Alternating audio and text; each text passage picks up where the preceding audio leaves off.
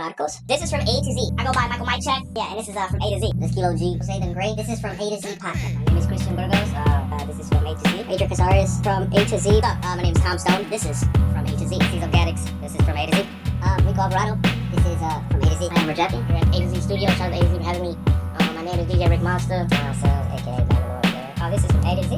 Kelvin Candy. My name is Vic. This is A to Z. My name is Richard. Tattoo Gun Santiago. I'm Professor Panda. This is from A to Z. What's up, man? My name is Kid Ricki. This is from A to Z. What's up? This is KB Fan from LGC. This is from A to Z. You're watching A to Z. Santo Domingo, New York, for the East Side. I'm Dre from LGC. From A to Z. Oh, my boy. This is from A to Z. Yeah, let's go. Alright, what's up? It's Ricki Carcass. Big shout out to A to Z, man. Shout out to the podcast. Big support to everybody in the scene. Glad to be back, dude. Ooh, and that's how we start, bro. Yeah. Yeah, Ricki, thank you for coming, bro. Yeah, usually for everybody's first episode, I like to bring it back to the origins, backstory. Sure. So what you do I want to talk about what you did before you do what you do now. Sure. Well, you know, I've been into music for a while, man. Like, it's probably going on almost 13, 14 years. Something like that. I started in the MySpace days. Like, holy crap. Yeah, I had probably 9, 10K on MySpace. It was pretty fire for a while.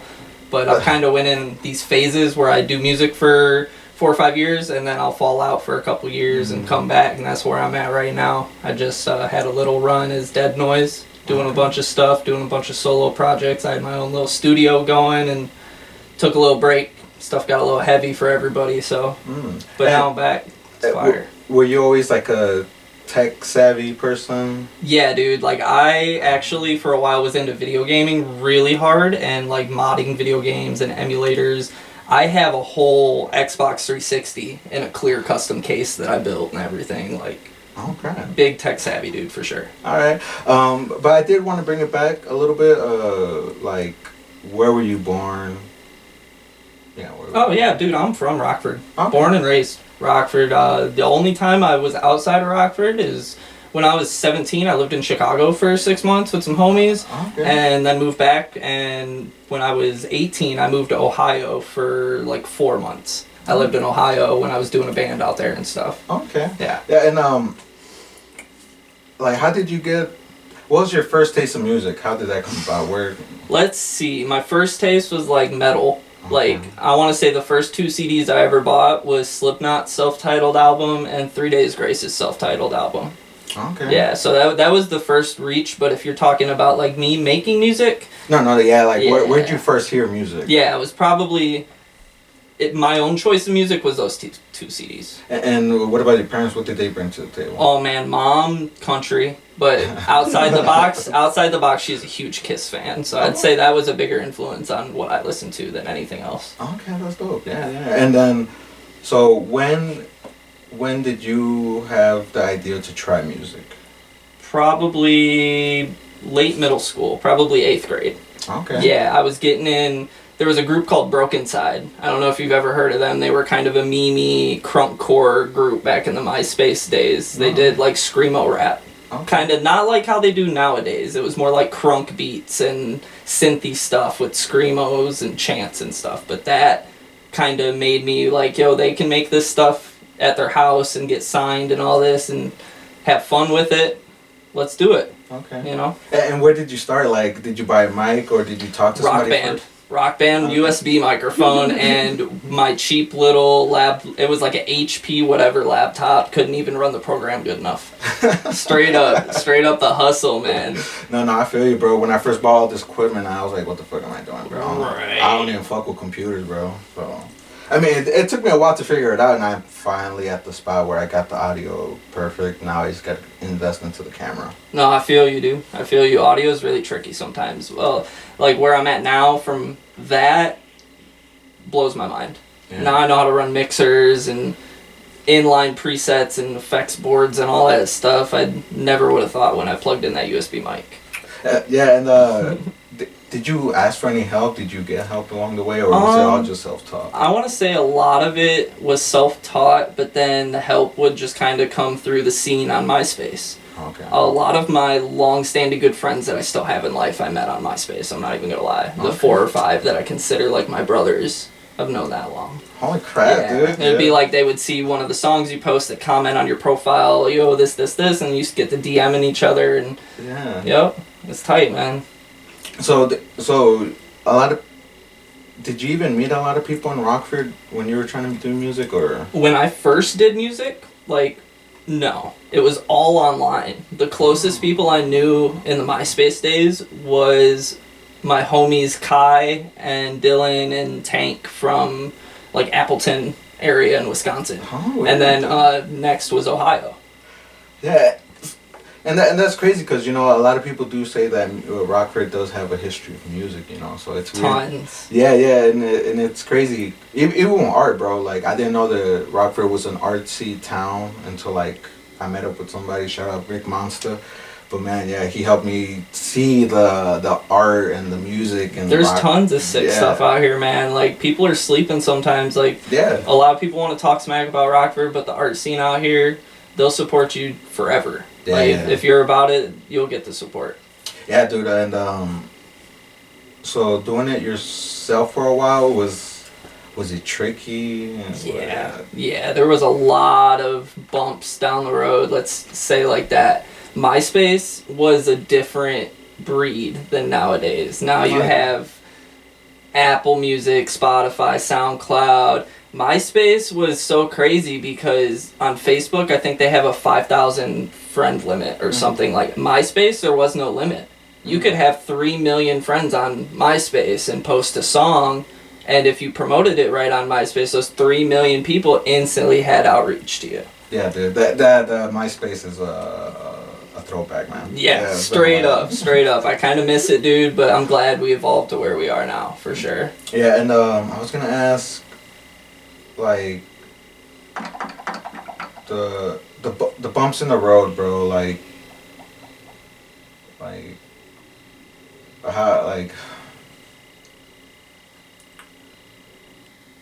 how did you overcome them? Because, you know, there is big forks in the road. You kind of like where to go, you know, and then you kind of stop. Sure. Well, for a while when I first started, it was just kind of like mindlessly dumping money into it. Kind of how you said, it gets really expensive really fast. Yeah. I would say a lot of my mistakes when I first started was not asking people a lot of questions, and when I would get something done, I would just put it up. Yeah. Nowadays, I'll get a beat done, and I'll send it to all the close homies every mix I do, talking, hey, I changed this, what should I do? Does this sound good to you? Can you play it in your car? I ask all the opinions now, and I feel like that's the biggest thing anybody can do. That's where everybody makes their first mistake. When was the first time you... Well, yeah, did you always make beats, or was that... No, I didn't start making beats until probably 2014, 2015, or 16 era like that, but that's a whole story on top when we get there, man. I started doing DJ stuff when I first started, like dubstep. Okay, not DJ. Yeah, it was super tight. But back, definitely regret not asking questions. So, may I ask, are you like, would you say you're like a person of heart, or I don't know how you want to word it, a music person at heart? Just like love music? Yeah. Yeah. Being in there and then also listening to in a sense, yeah. I listen to tons of music, man. I'm not stuck on one person. I'm not stuck on one genre. I could probably show you tons of stuff that you wouldn't even imagine people would be combining and testing out, you know? Yeah, don't get me wrong. I mean, I don't know what I look like, the person I look like that listens to music, but I listen to everything, bro. Sure. I'll listen to a little bit of country, techno, old school, fucking, disco. Yeah, right. Bro, I listen to everything. A little bit of everything. Like, even though I make the hardcore music and I've made screamo and dubstep, like, don't get it twisted, I listen to lo-fi, I listen to all the chill stuff. Lo-fi is a vibe sometimes, dude, bro, straight up. Yeah, I love smoking to it, bro. Yeah, the ones that are not particularly my favorite is metal, like heavy metal and screamo. Yeah. Yeah, it's It's just because the high pitch and the screaming does fuck with my ear. Yeah, some shit like that has always messed with me too. You know, I went through the phase in middle school and high school where I just downloaded everything and listened to it and bought all the shirt, whatever. But nowadays I look back on it and some of it, yeah, I do agree. The screaming just hits that tone in your ears. You can't listen to it. Yeah, but I still appreciate everything. Oh, 100%. It's still fire. Yeah. And okay, so I know we got lost a little bit there, or I did, but when you first started making music, when did you start to collaborate? The first song I put out, there's an artist actually called Curve. That Is was it still out? It should be somewhere. I'm not too sure. Okay. A lot of my stuff kind of like I said, it was MySpace, dude. There were so many people they could just figure out a way to bootleg your song and then they would put it on their YouTube because it's not on YouTube yet. Okay. So, you know, there's probably uploads of stuff on the web still. Yeah, I was gonna ask that too, bro. Like, when you were making music, what was out? Was there SoundCloud yet? No. Were you doing CDs? Yeah, it was still CDs. I still have a bunch of them actually. But I want to say the biggest thing you could have did outside of MySpace was YouTube. YouTube was still like the poppin' thing. Did you upload there? Oh yeah, okay. A little bit here and there. We had a little channel. We did probably 2 or 3 music videos back in the day. Yeah. Oh shit! And then music videos. What?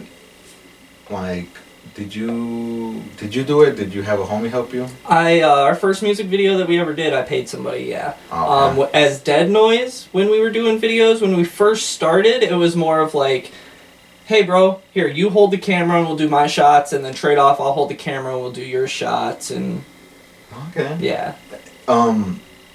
Did you direct it, or did the person that you paid for? They directed it, yeah. Usually when I pay somebody to do a video, I kind of like to find the people that will do the full.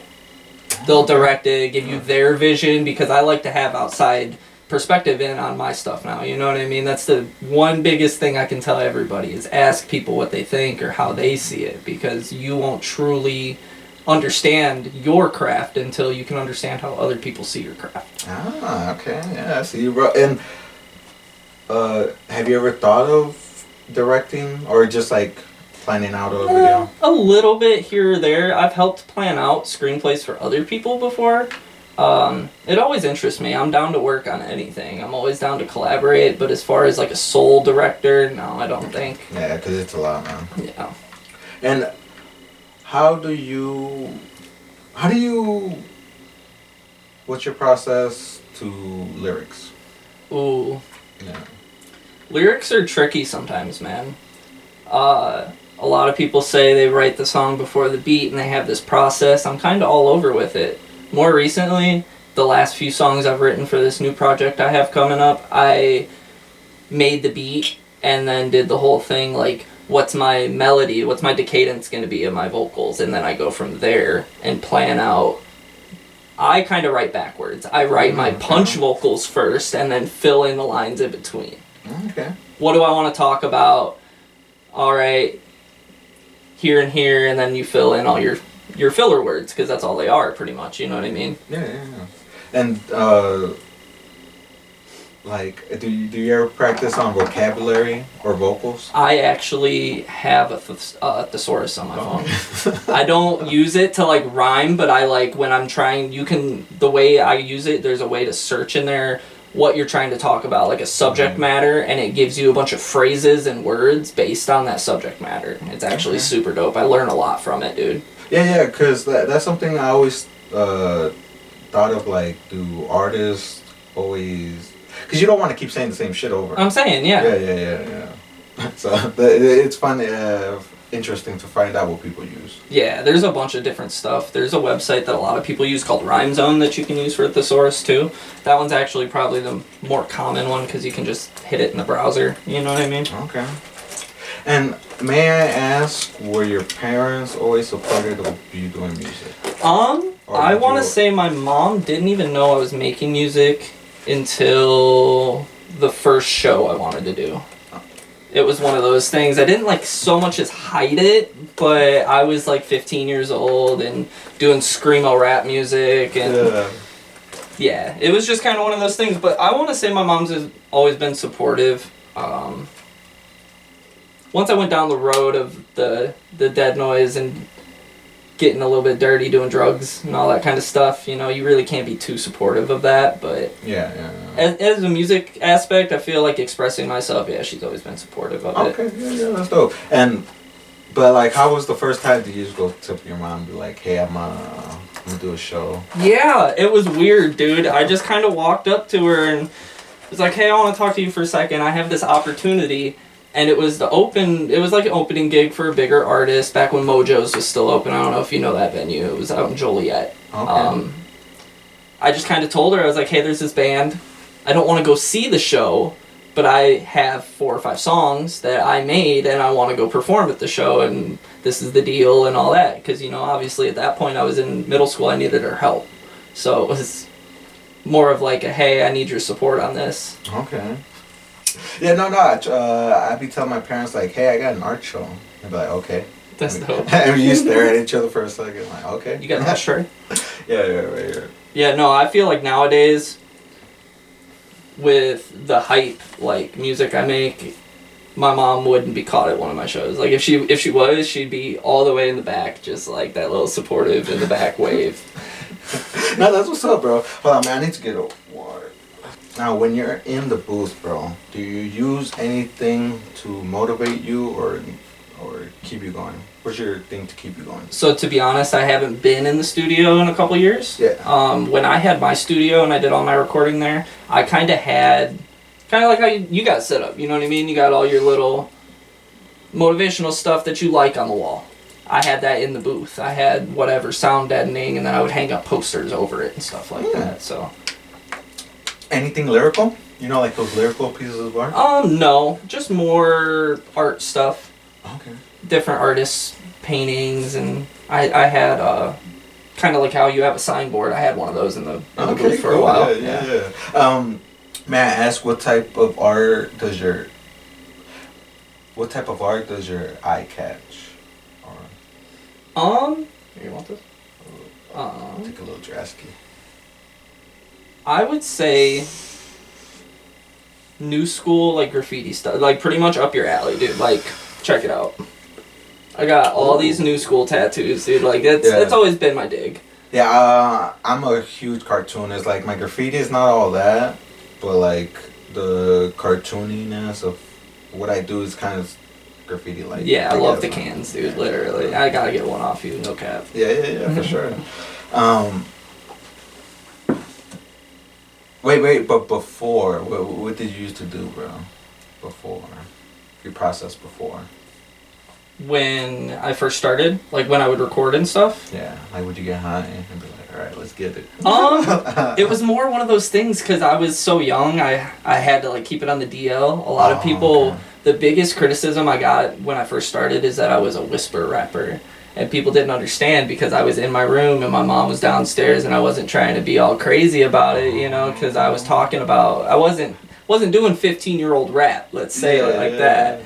I was like whispering into the mic and shit. So like that would be pretty much the process until I got confident enough doing the shows and my mom knew about it. Then I would kind of wait until there was an opportunity. She was like outside or doing dishes or, No. I thought the way you didn't let her know was because you either went to a friend's house or you practiced making music when she was there. No, it was kind of like a low key thing. I just did it in my room and like would whisper, dude, no cap, headphones on, and it's pretty funny. I'm not gonna lie. Yeah, dude. That's what's up, man. You definitely got to get it somehow, man. So when you first started, bro, what did you transition into next?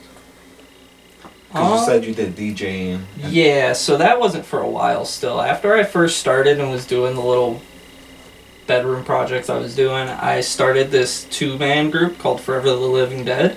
Okay. We did kind of the crunkcore vibe, but it was more on like a EDM metal side.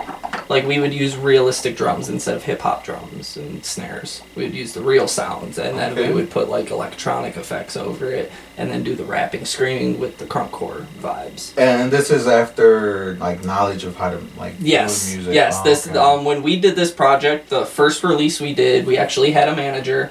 One of my good buddies, Potent the Rockstar, he was our manager, and we went to Chicago to an actual big budget professional recording studio and did our first EP. Oh shit! Yeah. And how was that, bro? Dealing with a manager? Did you even know what? Like, it was my homie. It wasn't even like it was like a job, dude. He just kind of guided us. He was the one that actually gave me the name Ricki Carcass way back in the day. Oh, okay. And then, wait, what was your name before Ricki Carcass? I just went by Zero. Oh, Zero? Generic as hell, yeah. You know, I was 15, dude. Like, what else are you... Nah, dude, I went through a bunch, bro. I was like Simple, Goofy, Laps. My recent one is A to Z or AZ or just Z. Sure. Yeah, you know? Yeah. See, I even got a couple names now. Like, people call me Carcass, like, in the music scene. But then, if you're talking about video games, people call me Viking, because that's the gamer tag everywhere. But then I'd be doing the resale stuff now, too, and all the homies, like, I sell on eBay and stuff. Okay. Yeah, I'd be doing that as a side hustle now. So, like, all the homies through that call me Tragic, because that's all my seller accounts is Tragic Treasures. So, yeah. That's dope. And you don't mind me asking, like, what do you be selling? Dude, honestly, it's just like an eBay hustle. Like, I go to thrift stores and garage sales and marketplace, and I try to find anything, bro. Toys, books, video games, antiques, and if I can get it for the right price and sell it on eBay and ship it and make good money, I'll do it. I don't have no objection to what I sell anymore. I started with trading cards, but I expanded it. I realized how much money I was missing out on. What were you trading? What was the I just went through my collection, honestly, because I wanted to start selling on eBay, but I didn't have any money. So it was like, let me go through my Magic and Pokemon collection and just start liquidating stuff I don't want anymore. Anything rare? I want to say the most expensive card I've sold on eBay, I sold the Umbreon from Evolving Skies, the alternate art one, at its peak. I sold it for like $275 or something. Yeah, I haven't sold too many crazy cards, but I've seen some. Dude, I regret losing all my Pokemon cards. Oh, dude, I had so many back in the day. Bro, I used to have right here. Yeah, talking about when it was just the old school cards as little kids and stuff. I had fat stacks. We put them in our front pockets, go over to our friend's house. Right, used to cough on them. Yeah, bend up that Charizard. Oh my god, bro. But dude, that's what's up, man. Yeah. Well, I'm in the selling business. I just sell orange. Yeah, no, that's fire, dude. And like, commends to everybody. It's all the same hustle. It's just what you focus on. You know. What was the weirdest thing you sold? Oh man, that's a great question. I don't even know. I've sold a lot of shit because I've only been doing this for a year, man. Okay. And I've sold a lot of stuff. I'm not gonna lie. I've had a really good eye, but as far as weird things go,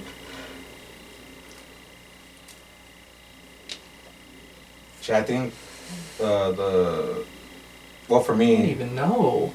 The weirdest thing, I bought those 50-cent homies back in the day? Yeah. Bro, we were just talking about that. I want to find those, bro. I want a collection of them. The homies from the quarter machines. Yes, dude. Dude, I bought, it was like a DJ Clown one, bro. Yeah. Or like a little homie clown. Sure. Like $15, bro. Yeah, they be taxing for them now. Yeah. Because those are ones that, like, those were ones that were super limited.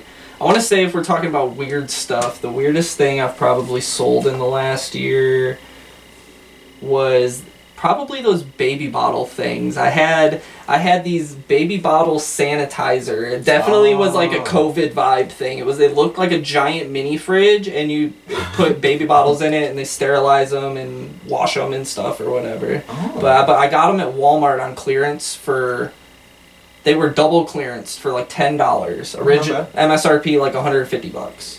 So I bought 2 of them and I sold them both for like $75 a piece. Yeah, and after fees, that's still not bad, dude. Oh, hell no, dude. Yeah.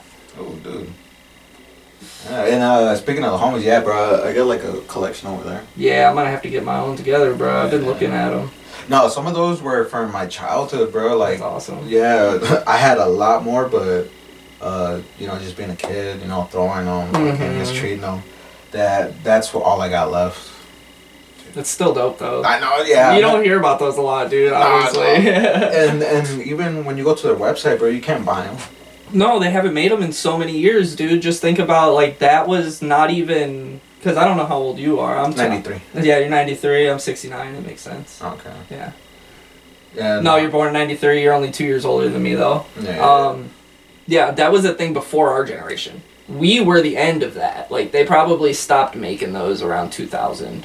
Yeah, dude. Something like that. Yeah, and then getting back to the music, bro. So, like, doing your first show, how was it?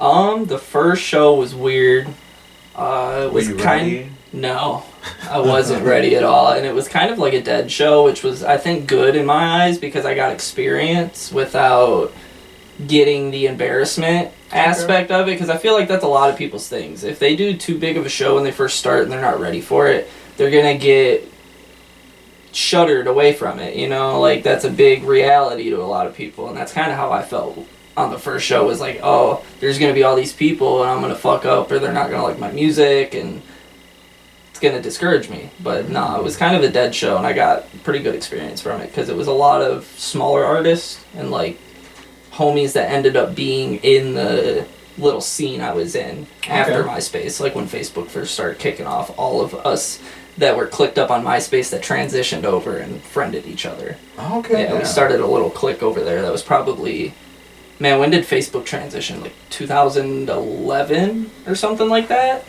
2010 maybe? It was 2010. Yeah, I'm pretty sure it was 2010. Yeah, around then, I want to say 30 or 40 of us made a little group called Crunk Fucking Core when they first did groups on Facebook, and that's how we kept in touch with each other, like MySpace. And dude, like even though like your first show was not a lot of people and you didn't get nervous, you know everyone has their days. Sure. Yeah. I feel like it went okay, you know, but like still I was so inexperienced and stuff. It can only go as good as it can go at that point. Yeah, but has it ever happened where you think you're gonna do good and then? Oh yeah, 100%, 100%. I'm sure we'll come back around to it, but as Dead Noise, there was some real low points in my life around then. I was really messed up on a lot of different substances, and I would go to a show and just load up, dude. Be so hype, you know, you're so trashed, you get in your mental, having a fun party and everything, but then you're up there being a slop and not even saying words right, and yeah, I've had some messy days, dude. Yeah, and do you learn from them, or do you just... Now I have. I want to say back then I didn't because I was such in a fog. But yeah, definitely now I have. Yeah, no, I've definitely been there, bro. I definitely had my days where I learned. Well, I had my days where I learned like don't fuck up too much, you know. Yeah, right. Yeah. It is embarrassing when it does happen, but you gotta embrace it that it's your fault, because you know you want to Yeah, wild out, you know. Yeah, and I think that was my biggest problem back then, is I wasn't able to come to fault.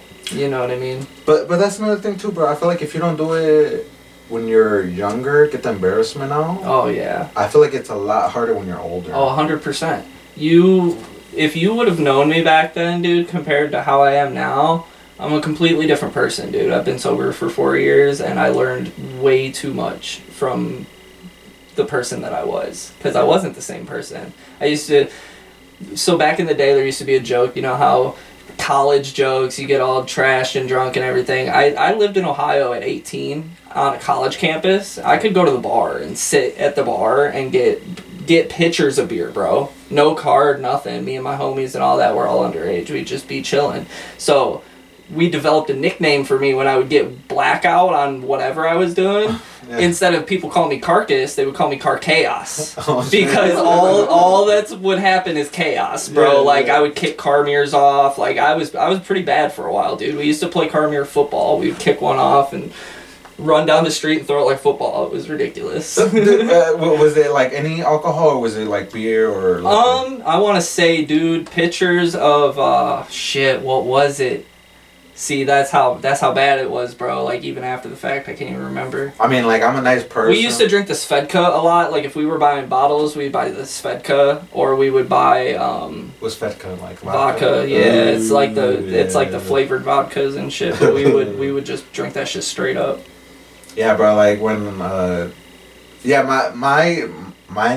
alcohol that turns me into a different person, bro, is like vodka. Oh, see, now if you're talking, I drink now. That's the only thing I do now is I drink maybe once or twice a week. I'll drink maybe 3 or 4 Blue Moons. That's my beer. But if you're talking about alcohol, like rum and coke, Captain, like that was my devil for sure. Ooh. Get like 3 rum and cokes in me, and I'm wild, 100%.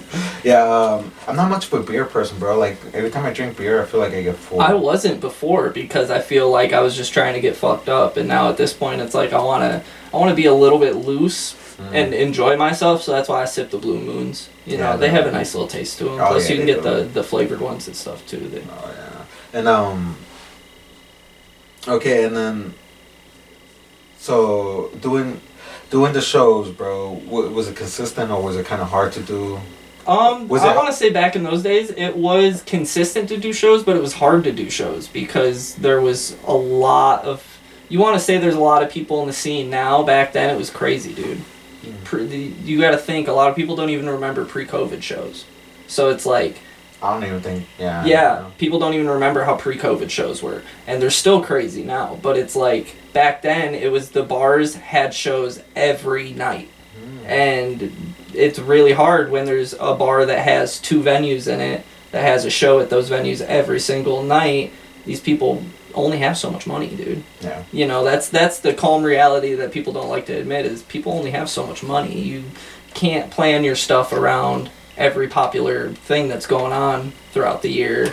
You got to take all that into aspect with what you're doing. And back then, I probably played my first dozen shows, only had probably a handful of people there.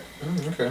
Yeah, and may I ask, was it only around Rockford or all over Illinois? I didn't play shows near. If you're talking the closest to Rockford was like Chicago area, like Joliet and the suburbs. Shit. I didn't play any Rockford shows until probably like 2016, 2017. Oh, wow. And may I ask why?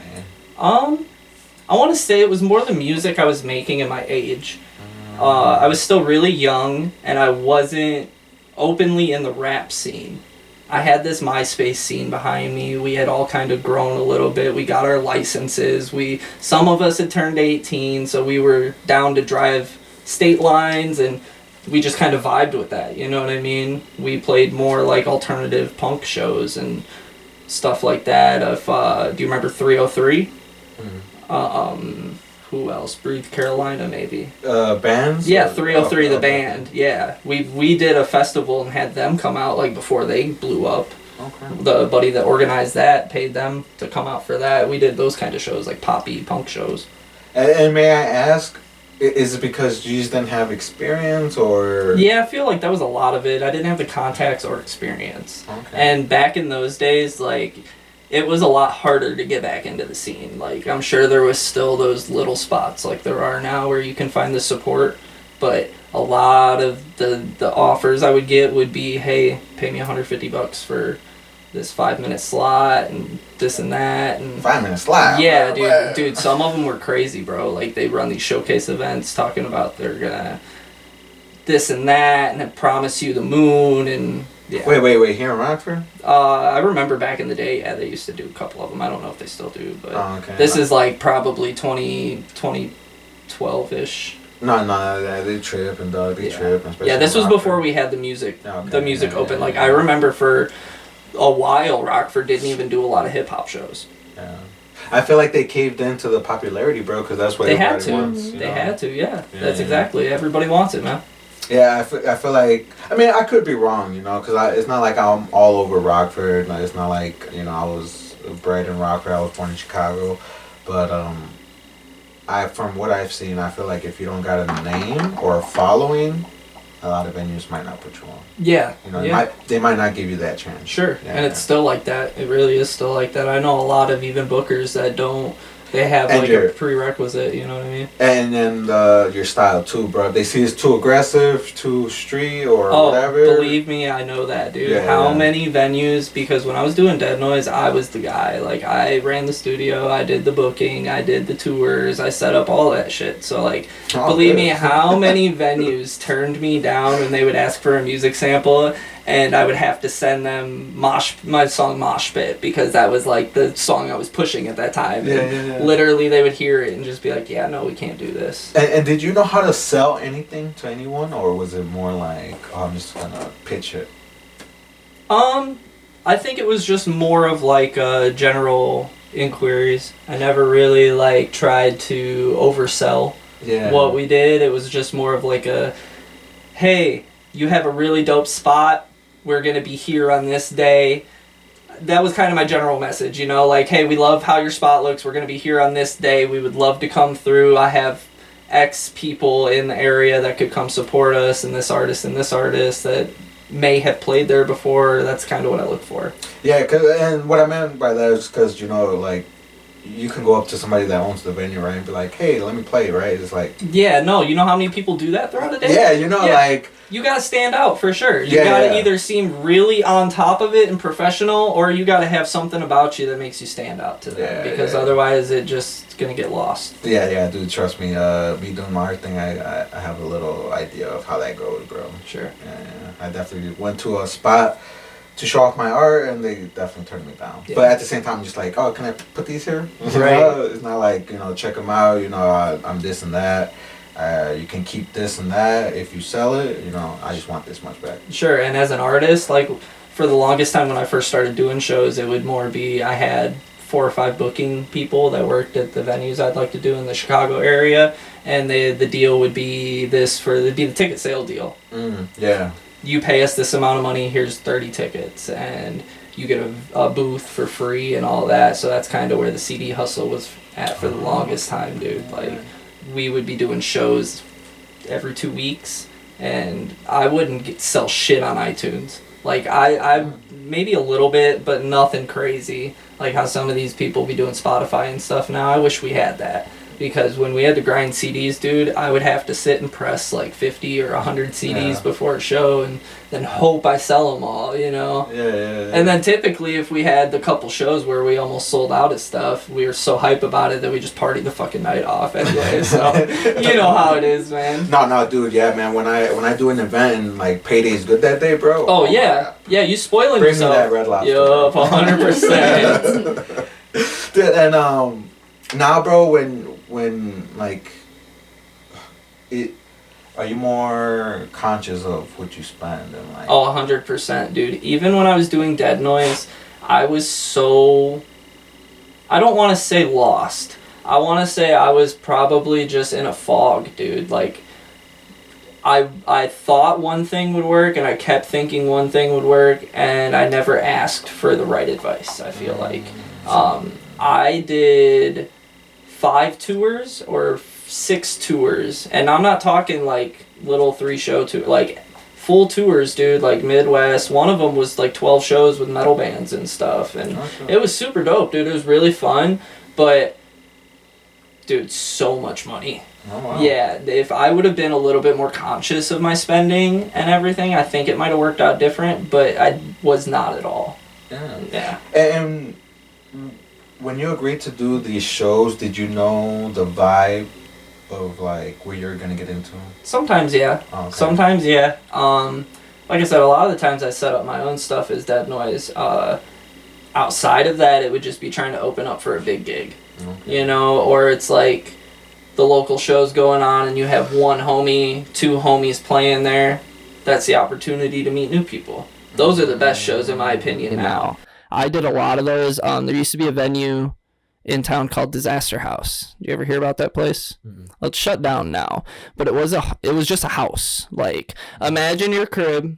This is all unfinished in limestone, and you have a sound system over there, and you run shows out of the basement, and you just have like, I don't want to be mean about it, but you have like the raggy hippie kids and the outcasts and the punks and all those kids living there. Like, Yeah, it was pretty sick, dude. It was like one person owned the house and they rented it out to all these kids. And they kind of maintained it. It was super artsy, like fucking walls painted up and scratch. It was kind of dingy, but it was, yeah, it was. That's pretty much how it was. But they ran shows out of the basement, and it was super dope because I was in with the guy, and he would just let me run shows.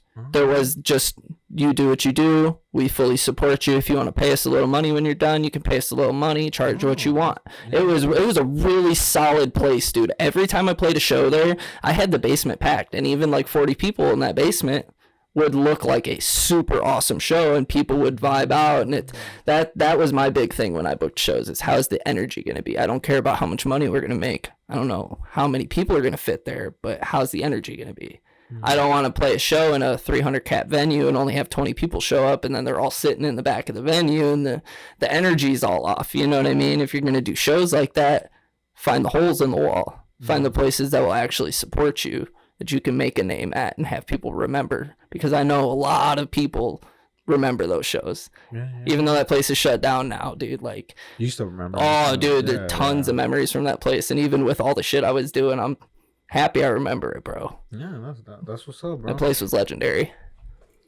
I was gonna ask, like, have you ever played and like the vibe went totally, you know? Oh yeah. I want to say the most memorable show I have like that was the last tour. Not the last, it was the second to last tour I did with the metal bands I was telling you about. There's this band called the Bunny the Bear, and they make like melodic, I don't melodic metal, but like with like I want to say he's a falsetto. I don't know vocal ranges. Well, so I never had that. Dude, he's like super high pitched. Like his voice is like, it's beautiful. I'm not gonna lie to you. But then they have the screamer and metal. It's a really good mix. Been into them since MySpace, and I did a tour with them opening up, and one of the shows was just kind of dead. Like I said, it was like a 200 cap venue and it was kind of dead, but not everybody chilling in the background. There was a group of kids sitting there ridiculing, bro. Like, only time in my years of doing music have there been just one little group of kids in the front ridiculing me because I'm up there I was making like Suicide Boys, like underground horrorcore rap. And they're just up there making fun of me because they're there to see the Bunny the Bear and metal and stuff. So like I literally stopped one of my songs. I wish I had it on video because I had a whole camera guy with me that whole tour.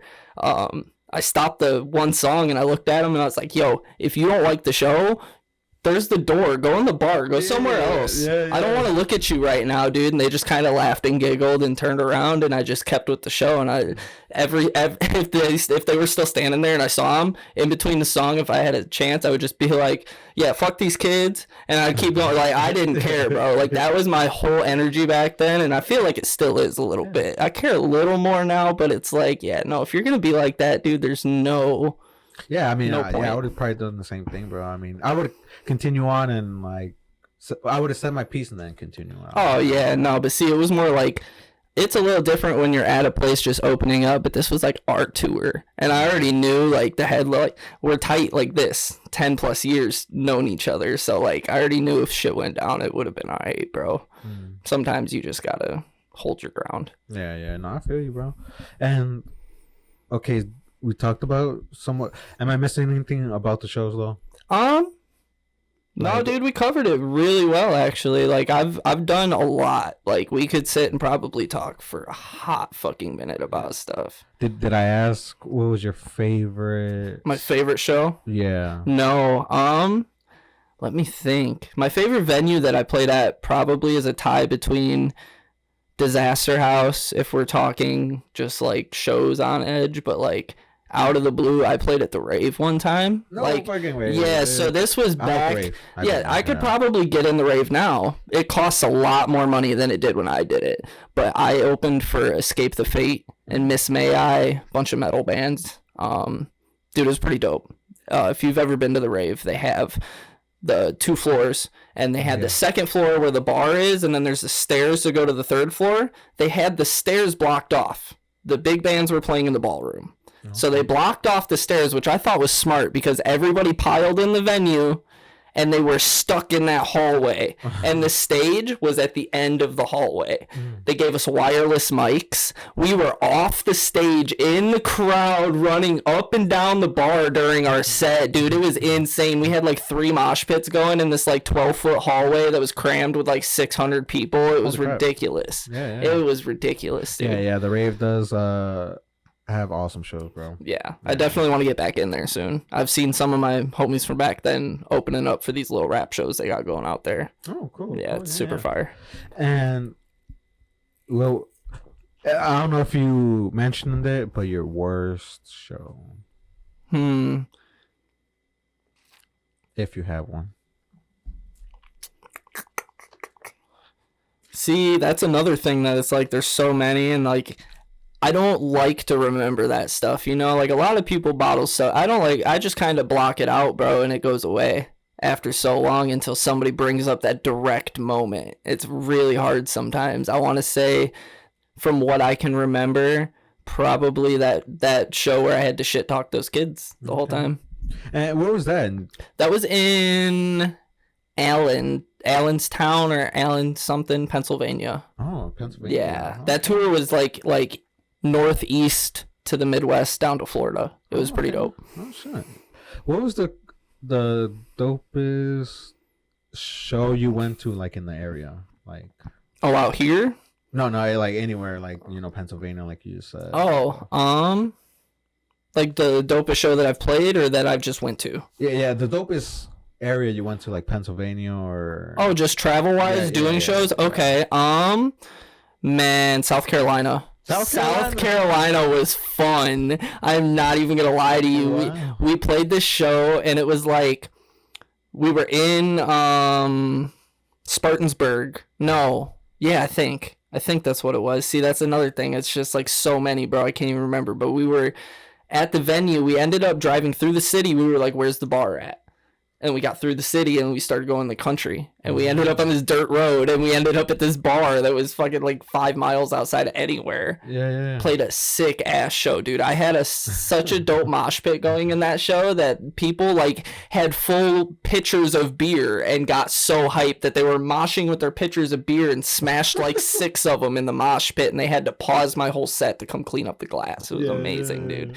But that town was awesome. That was one of those moments where after the show we went to Waffle House and it was just a legendary night. Let me just say it like that. Oh, You know what I mean? Yeah. I did wanna. Okay, so when did the making beats come around, or did the DJing come in, or? I don't want to say the actual DJing came in for a while. And what was like doing a little bit of that DJing motivate you to make beats, or was it opposite? It was kind of like, when I first started making beats, I was making like dubstep type stuff, but I wasn't DJing. I was just like making mixtapes, you know?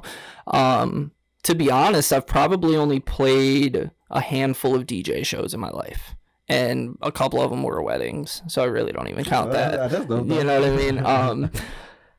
Did you ever sneak in some of your playlists in there?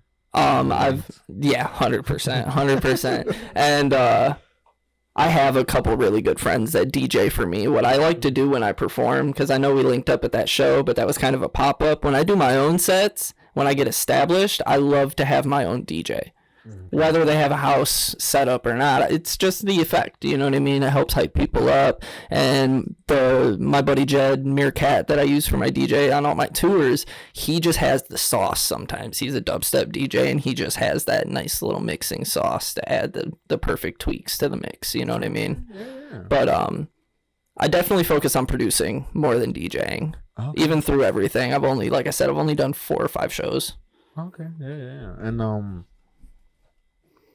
the producing, how do you get into that, or is it the same mindset? Ooh, okay. So I want to say the first glimpse of when I first started making music, I used Fruity Loops and learned how to record in Fruity Loops, but I didn't know shit about producing. And the first piece of media that I ever saw that was like somebody making beats on Fruity Loops was one of the Soulja Boy documentaries on how he made his Crank That album. And like, I'm not gonna say like that got me into it, but that made me realize like, yo, it's not as crazy as I thought it was. Yeah. Oh, did your camera die? Bro, where were we? Making beats, I know yeah, that for sure. we were just talking about making beats and how I started making beats. I saw that Soulja Boy documentary. Yeah, your process, the Soulja. So that actually made me open up to going on YouTube and just doing the thing, you know, how to make beats on FL Studio, how to make these type of beats on FL Studio, whatever version you're running. Yeah. And it went from that to, I want to say the first handful I made were just recreations of what they were making on YouTube to learn what they did. And then once I was done with it, I would go into it and add stuff or change stuff or, you know what I mean? Just play around. And I'm not going to lie, dude. I don't have any official education in production or mixing, mastering. Self-taught. I'm 100% self-taught, bro. That's And also if respect, I though. didn't look it up and learn it, my homie showed me what to do. I don't know anything about music theory. I don't know the difference between 60 and 80 hertz in bass. I don't know none of that, dude. But we still cook up some fire, you know? No, dude, respect, bro. Fucking, I mean, a lot, I learned from a few people, but I always taught myself. you Yeah. know? I feel like that's the best way to go about it, you know? Yeah. If you try too much and you just get too lost in it, bro, it's gonna not sound right. Especially with music. Like, that's one thing I've felt like a lot of people just go on YouTube and find a beat and don't criticize stuff super heavy and will just go with that beat and record and one shot it and don't listen to it for weeks on end, and then they'll put it out, and that's where they get all the hate from, you know what I mean? Yeah, I was gonna say, did you ever do that? Did you ever go on YouTube? I learned from my mistakes, my guy. Oh, okay. Yeah. I'm not gonna sit here and dog people that do it because everybody's got to start somewhere, and I did it myself, you know. But I'm just gonna give the advice that it's definitely not the way to go. I know a lot of people, what they do is they go on YouTube and they'll find a good vibe and a good beat and they'll write to it, and then they'll make a beat to what they wrote. And not saying they copy the YouTube beat, but they still make something the same vibe that's just their own. Yeah. That used to be one of my favorite things to do, but yeah. I'm definitely anti-YouTube right now. That was my next question. I was gonna ask, do you think YouTube is the biggest producer? Yes, 100%. 100%. Yeah. There's actually the one line in my song Options, bro. I said every single song you make's to a tight beat. Yeah, bro. Everybody so far. Yeah, YouTube. Mhm. Look up YouTube Yep. beats. And it was funny too because that song I ironically did to a YouTube beat, but I paid for the rights for it. And I told the dude, I was like, I'm gonna chop it up a little bit, but this is why I'm doing it, and I just want to make like a crazy mosh song and then dog the type beat. You need an ashtray? No, I'm good. You got a can. Sorry about that. No, it's all good. Yeah, no, there's definitely so many more options in YouTube though, dude. Like me, I know there's other people in town, but there's so many people that you could hit up and get $20 beats from. Yeah. So many people. Yeah. $20, bro. That's an hour of work most places now. Like, I mean, usually when I hear people saying they got beats for sale, I imagine like a high price sometimes. yeah, me too. A lot of the times because a lot of people try to get too technical with it, and I get the hustle, bro. If that's what you're trying to do, like I said, I'm not dogging it. Everybody's got their own thing, but like what I found personally as a side hustle aspect, I just like to make the beat. I won't sell the same beat to two different people. If somebody wants it, I'll hook you up. I don't care about the rights. I'll get my the $20, $40, whatever I want from you. Then you can put it wherever. You ain't got to worry about DCMA. You ain't got to worry about copyright. You ain't got to worry about nothing. Oh, okay. You know what I mean? It's Yeah. done and over with. You don't got to pay royalties, like that's, I know that's not the best deal for every producer in the world, and that's not what I want to advertise, but I want to say that's what some people need for a good start. Because not everybody can shell out $300 for exclusive rights on a beat because they want to put something on iTunes. Because I don't know if a lot of people know, leasing rights can get crazy. You can get leasing rights from up to a certain amount of streams to a certain amount of sales. Like I saw leasing rights from a certain company that they had, the cheapest one was like 10,000 streams. After 10,000 streams, you get charged for the next tier. Oh, wow. How does that work?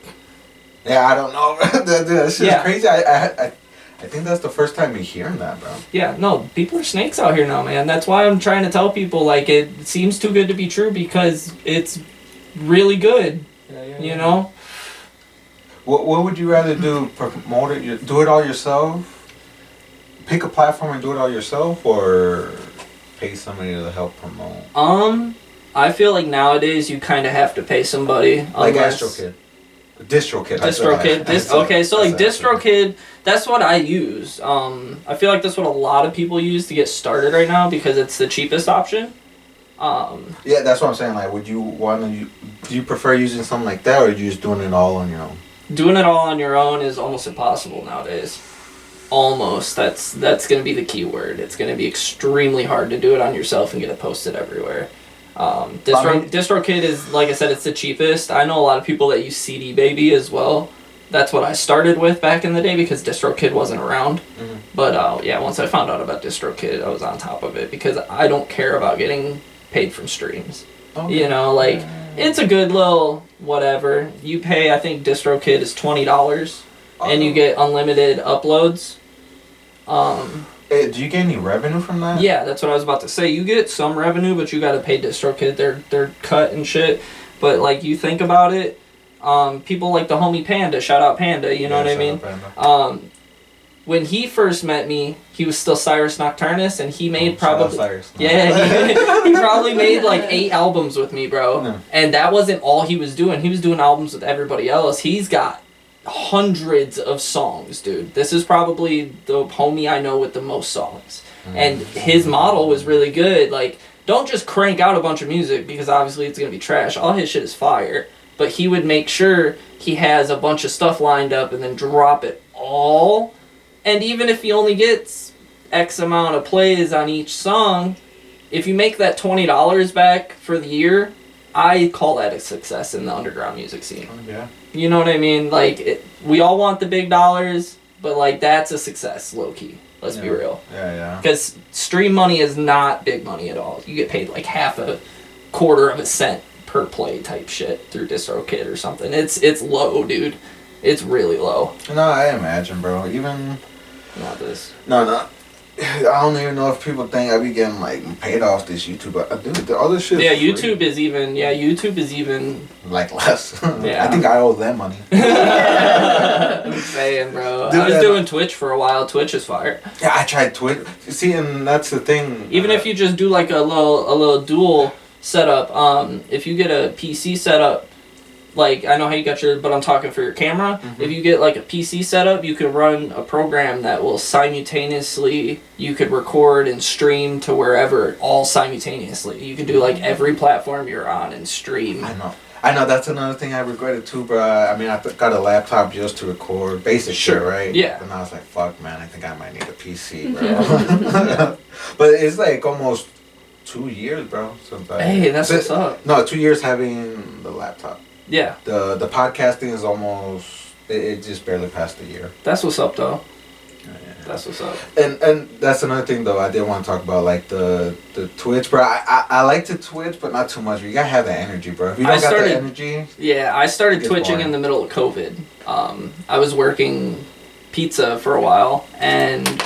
My one homie was doing Twitch, and I would catch him. He figured out how to work that program, and he'd stream to Facebook at the same time before the Facebook gaming shit cracked off. So I asked him how to set it up, and he was like, "Yeah, dude, do it. We'll play Minecraft or whatever you want to play." And that's what I used to stream a lot was Minecraft, and I would just sit and chill and smoke out, you know. And I did music, listen to music, dropping oh, that's music. fire! I used to watch a couple of those where it would be like the underground support. It's like people would be like, email us your songs and we'll review them on stream. Yeah. People do that a lot, and a lot of people charge for them. But sometimes you find the people that are just like, you know, they're just trying to sit and chill and get out there, so they'll do it for the low, and you just get in their stream and hang out. Yeah, that's what I did. Just drop your favorite song. I'll play it. We talk about it. Oh, that's awesome. Yeah. It was fun, but bro, it was like so much energy, and it was hard to keep like 3 people. One time on Twitch, I got raided by this bigger Minecrafter. Oh, well, no, I think you meant raided like... Swatted. No, I got raided. On Twitch, raiding is like you send all your viewers to another channel. Okay. It's a command you can actually type into chat. It's like /raid and then the channel. And it literally turns your channel into the channel that you type in. I seen that, Yeah, it's fire. So this bigger Minecrafter did it to me one time, and I got like 1,200 viewers. I was at like 7, and it went to 1,200, bro. My chat just started going like this ridiculous. I have the clip on my Twitch channel, bro. It was fire, but yeah, no, that was really overwhelming. I did not have the energy for that at all. I got so lost on what I was doing in the game. It was bad. Yeah. Like, it's weird, right? Like, once you see that number go up, you kind of freeze a little bit more. Even with like the 3, 5, I think I had like max 8 people one time. But well, you want to talk about streaming now with the resale stuff? I'm actually on this app called Whatnot, which is like Twitch mixed with eBay. That sounds familiar. Yeah, Whatnot. So Whatnot is like Twitch mixed with eBay. It's live streams on your phone. People will live stream, but they run auctions. And they sell a little bit of everything on there. Pokemon cards, toys. Like professional or just like, hey guys, I got this? A little bit of both. Okay. To get on there, it's not like Twitch. You can't just sign up for it. You have to get approved as a reseller. So you have to have prior selling experience online, like an eBay record or anything like that. It's actually really cool. There's a great community of people on there. If anybody's into that kind of stuff, man, Whatnot is the new wave of buying, because even Poshmark and eBay are getting into the live streaming stuff, and Whatnot kind of started that. And do you only communicate with other sellers or anybody? There's buyers on there too. It's like Twitch. That's why I like to tell people it's exactly like Twitch. Like, I'm a seller on there, but I could be in somebody else's stream buying and just chatting, you know, but then it's the same with me. I'm not gonna lie, bro, you can sell on Twitch? Yes, in a way.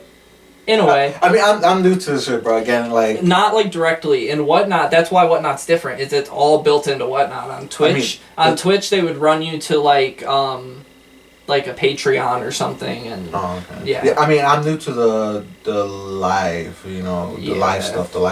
Yeah, the live auctions are weird, bro. It's super dope though. I love doing that. We do it once a week, and it's honestly probably one of the more fun things I do. Do you just like have your caption? No, so they actually have a rule where you can't do that. So you can't just set your phone, like say I'm selling this ashtray, right? You can't just have your phone sitting here idle without interacting and just have it like buy now. Like, you can't just do that. That's one of their terms now, because people were doing that, like going to sleep and just like listing all their items in the buy it now section, and had a sign that said check buy it now to buy our items.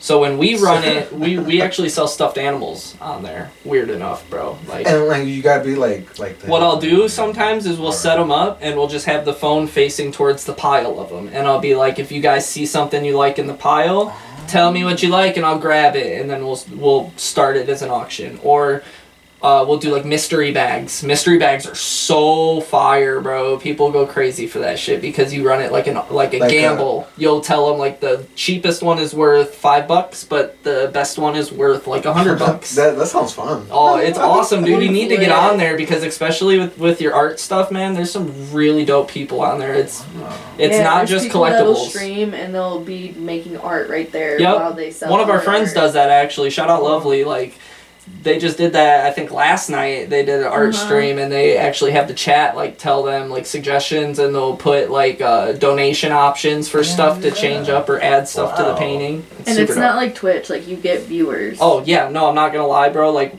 for anybody that hasn't started on Twitch, when you first start on Twitch, you get 1 to maybe 2 viewers if you really do something kind of interesting and play a game that people like. Yeah. It's extremely hard to get viewers on Twitch. Extremely. On Whatnot, dude, I see some of these new cats hop on and they already have 20 people in their stream. Oh, sure. You know, on average, I want to say we probably have, not the flex, we probably have 40 to 60 on average, depending on the weekend.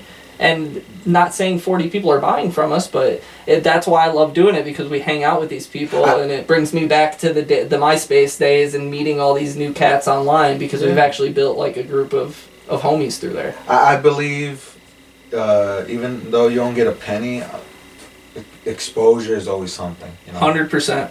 Like, don't think of it like you didn't get nothing. You got viewers, you got exposure out of it. 100%, out dude. of everything. Yep. Yeah, that's what. Me, I never tripped. You know. That's why I like running the mystery bag games and the different kind of games like that, because everybody that just sits in there and watches and debates it, they see everybody else play it, and then maybe they won't buy that time, but the next time you play that game, maybe they'll pop back in and be like, all right, now it's my time. Oh, okay. Yeah, dude.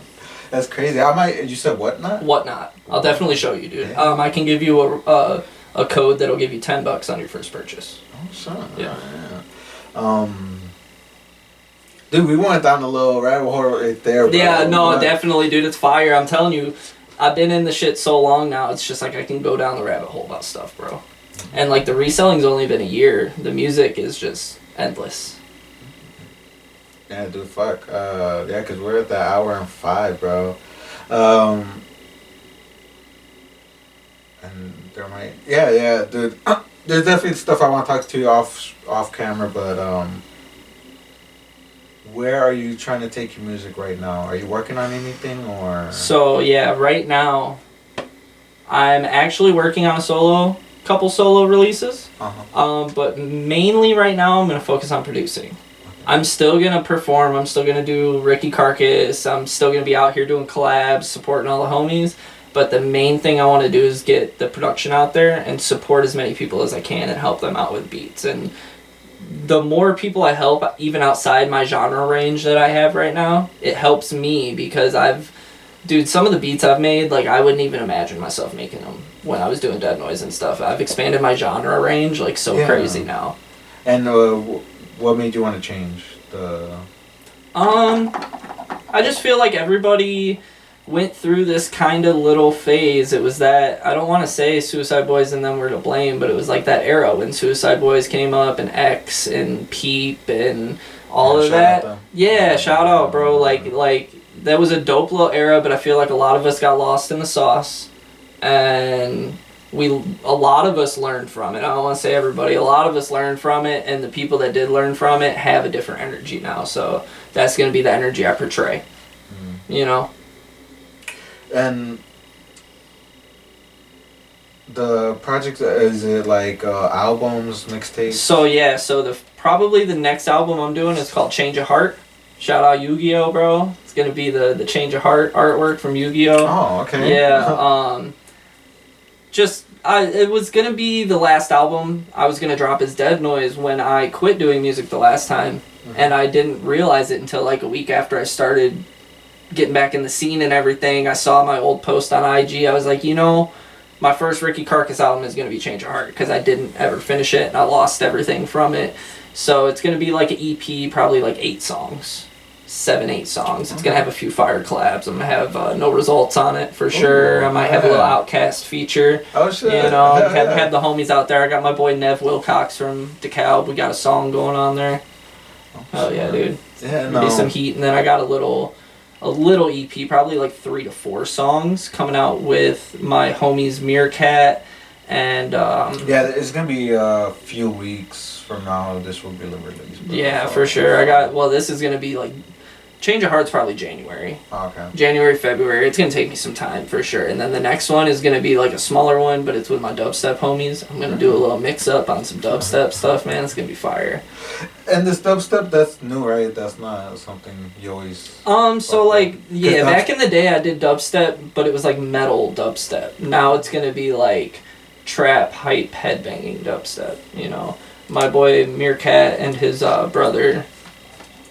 Man, I don't want to mess it up. Hold up. I think he just changed his name. Has there... Wait, and I want to ask you this too. Has there been a collab type that was a little hard for you to get into? Oh, there's been plenty of them, dude. When I first started doing collabs, it was really uncomfortable for me to reject a collab. And nowadays, like, I don't want to say I'm comfortable with it because it still hurts a little bit for somebody to hear that somebody doesn't like something, but like you just gotta be honest, man. Just be nice about it. Try to give them direction and stuff if you're not feeling it. Definitely when I first started though, yeah. Oh, okay. There's a few songs that I still kind of regret doing. You know? Oh, really? Yeah, it's just like I look back at the vibe and I was like, man, that was not for me. Yeah, my boy that's producing the dubstep stuff is called ISO Lit. ISO Lit. He sent me a couple tracks already and they're super fire. Okay. Straight headbanging stuff. Like rail shaking, you know what I mean? You see them raves and stuff, they be rocking the whole freaking stage. Dude, yeah, man,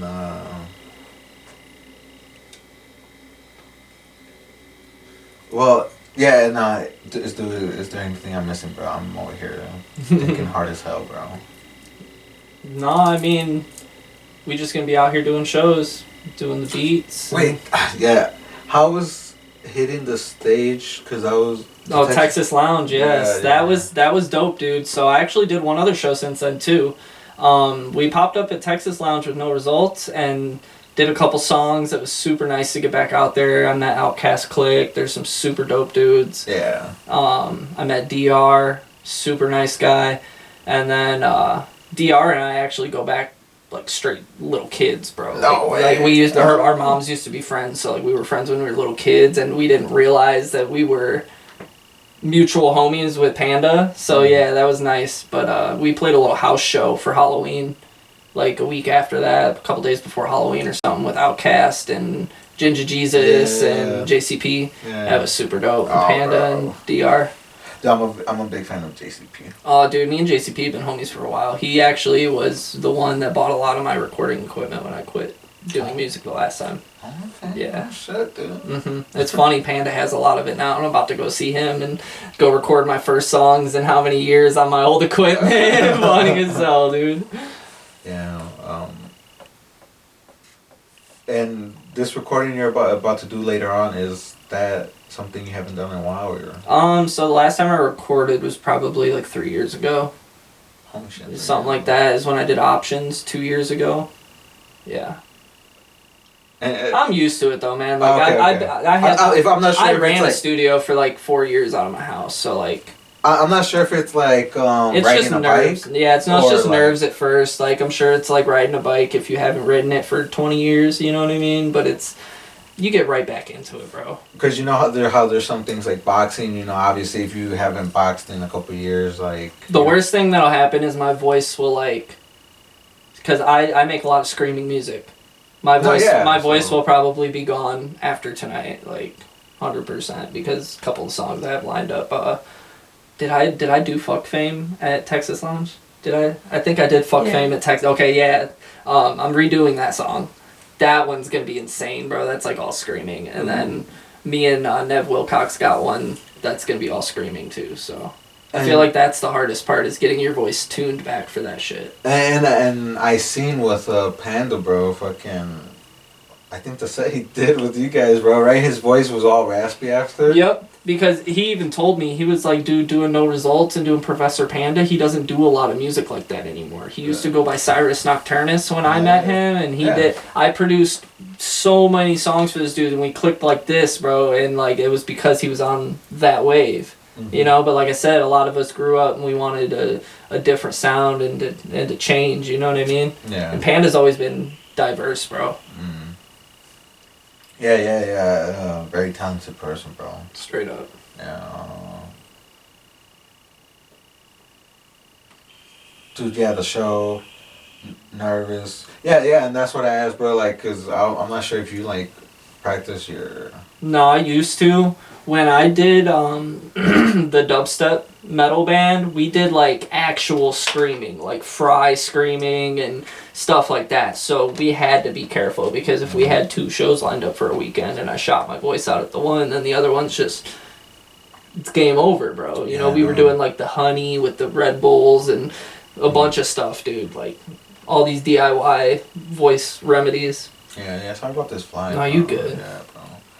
I'm gonna get his ass. Yeah, man. We got Merc him off camera, bro. Yeah, and shows. Are you working on any shows? Yeah, we got that show. Where is it at? Captain Jack Hansen's. Skrilla moved The 25th? locations. At 19th, I think. The 19th, I think it was the okay. 19th, yep. That's gonna be fire. It's No Results. It's a bunch of people in Jinja. Yeah, Ginger. Yeah, Jinja. There's a bunch of good people on the flyer.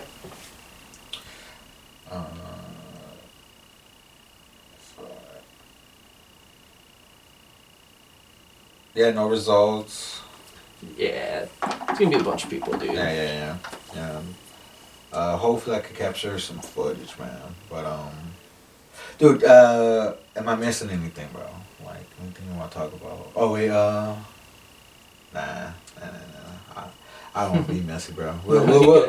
Yeah, bro, you're always welcome back. You know, definitely check out the first one, and if you fuck with it, definitely come back for the second Oh, one, 100%. bro. I'm down to come back, bro. Yeah, It's just gonna evolve from here. Oh yeah. I'm definitely not gonna stop the podcasting. Oh no, it's sick, dude. I love this little setup, you guys. Definitely gonna just evolve, like I said. Yeah. Thank you, man. Yeah. And Hey yo, check me out on SoundCloud, Ricki Carcass. I got Instagram. We out here. I'm about to release Change of Heart in 2023. Don't sleep. A to Z is where it's at. thank you. Until then, stay safe and stay tuned. Yes, sir. Yo, this is Ali Squeeze. This is from A to Z. Cheers, sketch. This is from A to Z. What's good, y'all? My name is Nino Cruz. This is from A to Z, and you're watching Disney Channel. This is DJ Asa from A to Z. It's boy Manny Salgado, a.k.a. El Mero Tamalero. This is from A to Z. YGZ. My name is Indigo Chad. This is from A to Z. I'm Legacy Tay. This is from A to Z. My name is Damu. This is from A to Z. My name is Rodrigo. It's Bubs, A to Z Studios. This is Liquid, and this has been from A to Z. This is Freak, and it's been from A to Z. So I know you're hellion, man. You've been tuning in with A to Z. Yo, it's Mannequin, and this has been A to Z. Yo, this is Kush French checking in on A to Z. Hey, what's up, guys? It's Copper here, hanging out with the homie Angel, A to Z. What's up, guys? I'm Fishhead. Alright, what's up? It's Ricki Carcass. Big shout out to A to Z, man. My name Young Fletcher with the Widow. Shout out A to Z Studios, man. You know how we coming. Jason Goff, and this is from A to Z. Katie Love Goff, and this is from A to Z.